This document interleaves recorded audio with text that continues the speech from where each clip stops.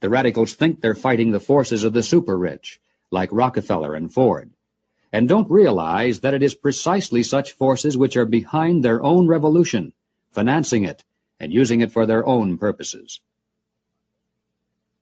When Stokely Carmichael was head of the militant revolutionary group known as SNCC, he was invited to speak at the University of Chicago. Jerry Kirk, then still a Black Panther, was among those who attended, and here is how he described Carmichael's appearance. Mr. Carmichael was obviously in the middle of something rather important, which made him more nervous and more tense than in the past. He started speaking of things which he said he could not have said before because his research was not finished. He spoke of the false consciousness of many blacks who believed the Jews were the instrument of oppression of blacks.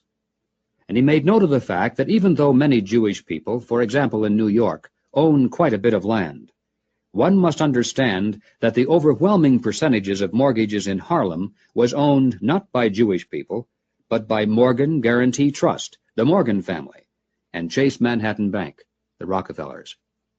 He repeated the line from the song he liked so well. "Something is happening here, but you don't know quite what it is, do you, Mr. Jones?" What he was getting at was that the Jews were simply one strata of society who are themselves being oppressed by people who were much richer and much more powerful. In the agencies of this power, he cited banks, the chief among which were Morgan Guarantee Trust and Chase Manhattan, and the foundations connected with these monoliths. It was not long after this that Stokely Carmichael mysteriously was ousted from both SNCC and the Black Panthers. Apparently, he had learned too much. More and more young radicals are beginning to wake up to the fact that their entire lives have been carefully programmed by the very people who are their hate symbols.